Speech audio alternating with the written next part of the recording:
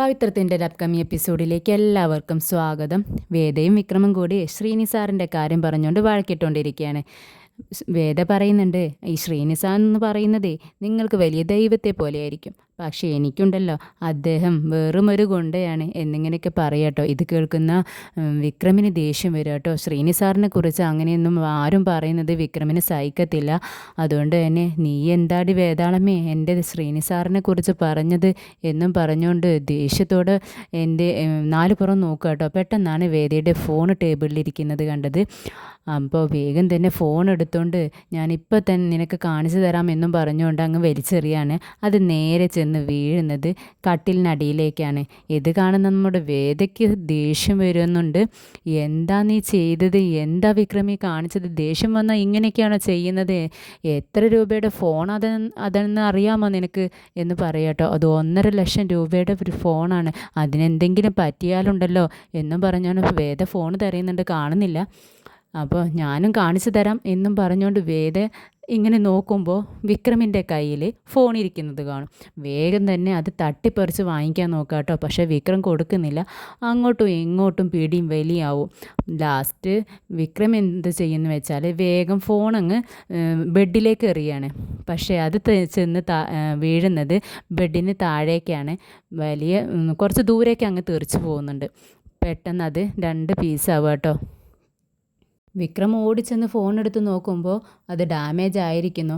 അത് കണ്ടിട്ട് പറയുന്നുണ്ട്, എടി വേതാളമേ, നീ കാരണമല്ലേ എൻ്റെ ഫോൺ ഡാമേജായി, ഇനി ഇത് എന്താ ചെയ്യുക എന്നും പറഞ്ഞുകൊണ്ട് ഫോൺ തിരിച്ചു മറിച്ചൊക്കെ നോക്കിയിരിക്കുകയാണ്. ഇത് കാണുന്ന നമ്മുടെ വേദ വായ്പൊത്തി ചിരിക്കുക കേട്ടോ. തിരിഞ്ഞ് നിന്ന് ചിരിക്കുകയാണ്. വിക്രമ കാണുമ്പോൾ ഇനിയും ദേഷ്യപ്പെട്ടാലോ എന്ന് വിചാരിച്ച്. പക്ഷേ വിക്രമിന് ഇത് മനസ്സിലാവുന്നുണ്ട്. ഓടി വേദയുടെ അടുത്ത് എത്തുന്നുണ്ട്. ഓ, നിനക്ക് മതിയായില്ല അല്ലേ? നീ കാരണമാണ് ഇത് കേടുവന്നത്, നീ എന്നെ കളിയാക്കുകയാണല്ലേ എന്നൊക്കെ പറയുന്നുണ്ട്. അപ്പോൾ വേദ പറയും, എന്ത് ഞാനോ? ഞാൻ കാരണമാണോ? വിക്രം തന്നെയല്ലേ ഫോൺ എടുങ്ങ് താഴേക്ക് ഇട്ടത്, ഞാനാണോ? വെറുതെ എന്നെ കുറ്റം പറയണ്ട കേട്ടോ എന്നിങ്ങനെ പറയുമ്പോൾ വിക്രം പറയുന്നുണ്ട്, ഞാൻ കാണിച്ചു തരാം നിന്നെ എന്നും പറഞ്ഞുകൊണ്ട് പിന്നെയും നോക്കുമ്പോൾ ഒന്നും ചെയ്യാൻ കഴിയുന്നില്ല. പെട്ടെന്നാണ് വേദയുടെ ചാർജർ അവിടെ ഇരിക്കുന്നത് കണ്ടത്. അപ്പോൾ ചാർജർ എടുത്തുകൊണ്ട് ജനലിൽ അപ്പുറത്തേക്ക് ഇടുകയാണ്. അപ്പോൾ അത് കാണുമ്പോൾ വേദ പറഞ്ഞു, അല്ല നിങ്ങൾക്കിത് എന്ത് പറ്റി? ഇനി ഞാനെങ്ങനെ? എൻ്റെ ഫോണും പോയി ചാർജറും പോയി, മര്യാദക്ക് പോയി എടുത്തുകൊണ്ട് വന്നോ, ഇല്ലെങ്കിലുണ്ടല്ലോ ഞാനിപ്പോൾ അച്ഛനും അമ്മയും വിളിക്കും എന്നും പറഞ്ഞുകൊണ്ട് അമ്മയെന്നും വിളിച്ചുകൊണ്ട് പെട്ടെന്ന് റൂമിൽ നിന്നും താഴെ പുറത്തേക്ക് പോകാൻ വേണ്ടി നിൽക്കുകയാണ്. ഇത് കാണുന്ന വിക്രം ഓടി വരും. എന്നിട്ട് വേദയെ തടയാണ്. വേണ്ട വേദ, നീ പോണ്ട, ഞാനേ നിനക്ക് എടുത്തു തരാം, ഫോൺ ഞാൻ എടുത്തു തരാം എന്ന് പറഞ്ഞിട്ട് ഫോൺ തരയുക കേട്ടോ. പിന്നീട് നമ്മുടെ ശ്രീനി സാറ് വിക്രമിനെ ഇങ്ങനെ കോൾ ചെയ്തുകൊണ്ടിരിക്കുന്നുണ്ട്. പക്ഷേ വിക്രമിൻ്റെ ഫോണ് ഡാമേജ് ആയതുകൊണ്ട് തന്നെ റിങ് ചെയ്യുന്നില്ല. അത് ഇവരെ അറിയുന്നില്ല. അതുകൊണ്ട് ഭാര്യയോട് പറയുന്നുണ്ട്, അതെ വിക്രമിനെ വിളിച്ചിട്ട് കിട്ടുന്നില്ല, എനിക്ക് അവനെ പെട്ടെന്ന് കാണണം എന്നിങ്ങനെ പറയുക കേട്ടോ. എനിക്കിപ്പോൾ തന്നെ കാണാൻ തോന്നുന്നുണ്ട് അവനെ എന്ന് പറയുമ്പോൾ ഭാര്യ പറയുന്നുണ്ട്, നിങ്ങൾ ചെല്ല്, നമ്മുടെ കുട്ടിയല്ലേ അവൻ ഇങ്ങോട്ട് വിളിച്ചു കൊണ്ടുപോവാ, നമുക്ക് എന്തെങ്കിലുമൊക്കെ ഭക്ഷണം അവനക്ക് നന്നായി ഉണ്ടാക്കി കൊടുക്കാം, അവനക്ക് സന്തോഷമാവട്ടെ എന്നൊക്കെ പറയാം വൈഫ്. അപ്പോൾ അദ്ദേഹം പറയുന്നുണ്ട്, ശരി, നമുക്ക് പിള്ളേർക്ക് എല്ലാവർക്കും കൊണ്ടുപോയി ഒരു ഐസ്ക്രീമും ജ്യൂസും എല്ലാം വാങ്ങിച്ചു കൊടുക്കണം, എന്നാലേ എനിക്ക് സന്തോഷമാവുള്ളൂ. എന്തായാലും ഞാനൊന്ന് ചെന്ന് നോക്കട്ടെ, വർക്ക്ഷോപ്പിലെങ്ങാനും അവനെ കാണും എന്നും പറഞ്ഞുകൊണ്ട് ശ്രീനി സാർ അവിടെ നിന്നും പോകുന്നുണ്ട്.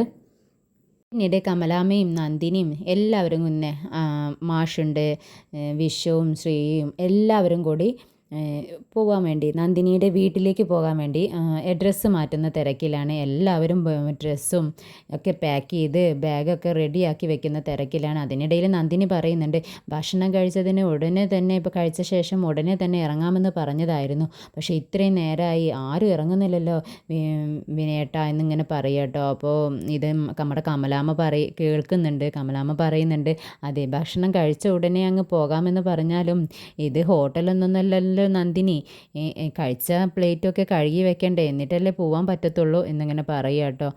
അപ്പോഴേക്കും എല്ലാവരും റെഡിയായി ഹാളിലേക്ക് വരുന്നുണ്ട്.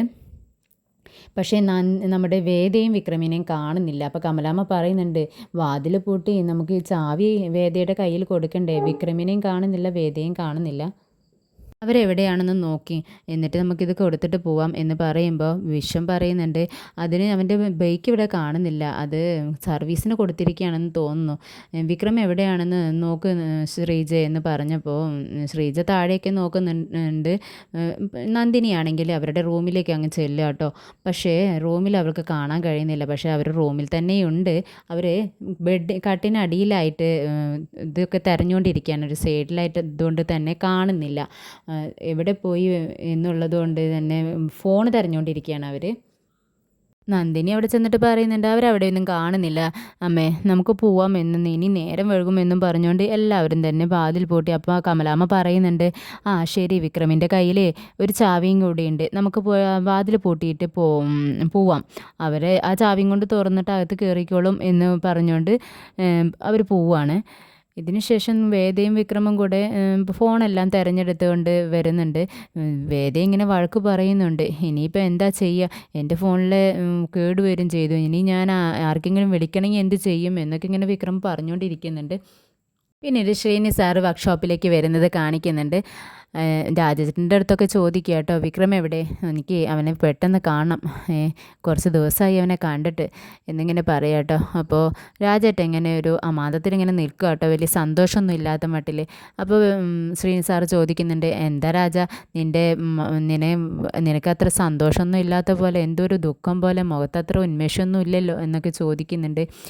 ഒന്നുമില്ല സാറേ, അവൻ ജയിലിൽ കിടന്നപ്പോഴേ സാറ് അവനെ വെളിയിൽ ഇറക്കാത്തതുകൊണ്ടൊന്നും കാണാൻ വരാത്തതുകൊണ്ടോ ഒന്നും അവനക്ക് ഒരു എതിർപ്പൊന്നും ഇല്ല കേട്ടോ, അവനക്ക് അത്ര പ്രശ്നമൊന്നുമില്ല സാറിനി, അവനക്ക് അങ്ങനെ എന്തെങ്കിലും ഉണ്ടെന്ന് വെച്ചിട്ട് ഒരു വിഷമമൊന്നും വേണ്ട സാറിന് എന്നൊക്കെ പറയുകയാണ്. അപ്പോൾ സാറ് പറയുന്നുണ്ട്, എനിക്കറിയാം, അതെ അവൻ എൻ്റെ അനിയനാ, എൻ്റെ കുട്ടിയവന്, അവനങ്ങനെയൊന്നും ഉണ്ടാവില്ല എന്ന് എനിക്കറിയാം, അവനെനിക്ക് പെട്ടെന്ന് കാണാം, നിങ്ങളകത്തുനിന്ന് അവനെ കൊണ്ട് വിളിക്കുക, എന്താ അവൻ അകത്തിരിക്കണേന്ന് ചോദിക്കുക കേട്ടോ.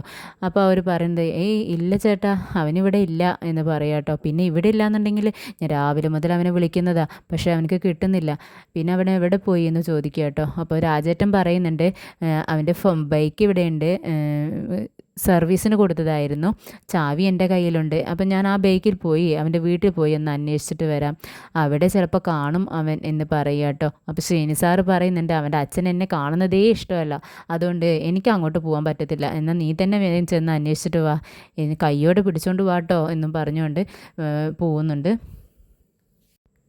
പിന്നീട് വിക്രം ഈ വേദ ചെയ്തത് കണ്ടോ അമ്മ എന്നും പറഞ്ഞുകൊണ്ട് വരും കേട്ടോ. പക്ഷേ അമ്മ അവിടെ കാണുന്നില്ല. അപ്പോഴാണ് നമ്മുടെ വേദ ഡോറ് പൂട്ടിയിട്ടുള്ള ഇത് ശ്രദ്ധിക്കുന്നത്, അടഞ്ഞു കിടക്കുന്നത്, ജനലും എല്ലാം അടച്ചിരിക്കുന്നു. അപ്പോൾ ഇതെന്ത് പറ്റി വിക്രം, ഡോറെല്ലാം അടഞ്ഞു കിടക്കുന്നല്ല, ജനലും അടച്ചിരിക്കുന്നു, അതെന്ത് പറ്റിയെന്ന് പറയുമ്പോൾ വിക്രം ഓടി ചെന്നിട്ട് ഡോറ് തുറക്കാൻ വേണ്ടി നോക്കുകയാണ്. അപ്പോഴാണ് അറിയുന്നത് ഡോർ ലോക്ക് ചെയ്തിരിക്കുന്നു എന്നുള്ള വിവരം. വേഗം തലയിൽ കൈയും കൊടുത്ത് അവിടെ നിൽക്കുക കേട്ടോ. ഇനിയിപ്പോൾ എന്താ ചെയ്യുക, ഫോണും കേടുവന്നു, നിൻ്റെ ഫോണിലാണെങ്കിൽ ചാർജ് ഉണ്ടോ എന്ന് ചോദിക്കുക കേട്ടോ. അപ്പോൾ വേദ പറയുന്നുണ്ട്, നിങ്ങൾ തന്നെയല്ലേ ചാർജർ എടുത്ത് പുറത്തേക്ക് ഇട്ടത്, എൻ്റെ ഫോണിൽ ചാർജില്ല, അതിപ്പോൾ സ്വിച്ച് ഓഫ് ആവും എന്ന് പറയുക കേട്ടോ.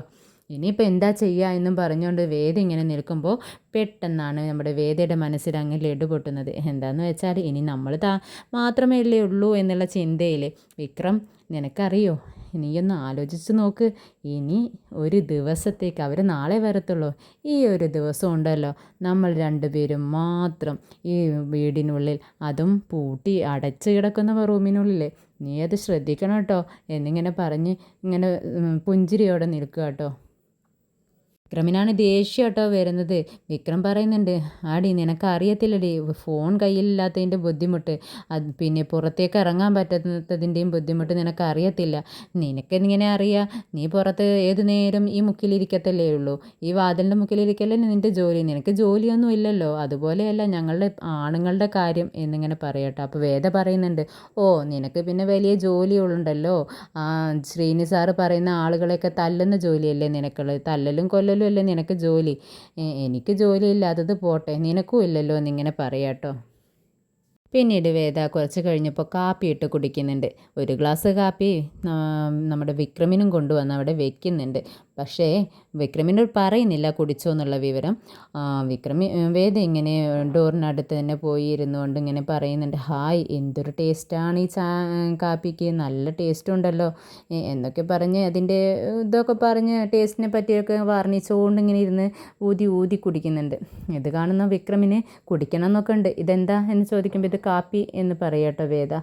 പിന്നീട് വിക്രം എങ്ങനെയെങ്കിലും പുറത്തിറങ്ങാൻ പറ്റുമോ എന്നൊക്കെ നോക്കിക്കൊണ്ട് നാലുപുറം നോക്കിക്കൊണ്ട് എങ്ങനെയെങ്കിലും പുറത്തേക്ക് ഇറങ്ങാൻ പറ്റുമെന്ന് ഇങ്ങനെ ശ്രദ്ധിച്ചുകൊണ്ട് നടക്കുകയാണ്. അവിടെ നിന്ന് ഇങ്ങോട്ട് വരുന്നുണ്ട്. എന്നിട്ട് അവിടെ ഇരിക്കുന്ന കാപ്പി പതുക്കെ കയ്യിലെടുക്കുക കേട്ടോ.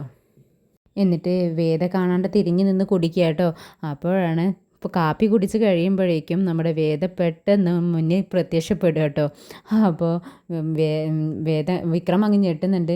ഓ കാപ്പി കുടിച്ചോ, എങ്ങനെയുണ്ട് എന്ന് വേദ ചോദിക്കുക കേട്ടോ. ഓ ഒട്ടും നന്നല്ല എന്നിങ്ങനെ പറയുന്നുണ്ട് വിക്രം. അപ്പോൾ നിനക്ക് ഒരു വിചാരം ഉണ്ടാവും ഈ കാപ്പി കുടിച്ചോണ്ട് ഞാൻ നല്ലതെന്ന് പറയണം. അപ്പോൾ നമ്മൾ വേദ പറയുന്നുണ്ട്, അത് പറയില്ലെന്ന് എനിക്കറിയാലോ, അതിനൊക്കെ ഒരു നല്ല മനസ്സ് വേണം അങ്ങനെയൊക്കെ പറയണമെന്നുണ്ടെങ്കിൽ എന്ന് പറയാട്ടോ. ഒട്ടും നന്നല്ല നിൻ്റെ കാപ്പി എന്നും പറഞ്ഞുകൊണ്ട് ഗ്ലാസ് എടുത്ത് നമ്മുടെ വേദയുടെ കയ്യിൽ കൊടുക്കുകയാണ് വിക്രം. പിന്നീട് നമ്മുടെ വിക്രം പുറത്തേക്ക് കിടക്കുന്ന ചാവി ചാർജർ എങ്ങനെയെങ്കിലും എടുക്കാൻ പറ്റുമെന്ന് നോക്കുന്നുണ്ട് കേട്ടോ. പക്ഷേ പറ്റുന്നില്ല. അപ്പോഴേക്കാണ് പുറത്ത് വിക്രമിൻ്റെ ബൈക്കിൻ്റെ സൗണ്ട് കേൾക്കുന്നുണ്ട്. അത് രാജേട്ടൻ ബൈക്കും കൊണ്ട് വിക്രം അവിടെ ഉണ്ടോ എന്ന് നോക്കാൻ വേണ്ടി വന്നതായിരുന്നു.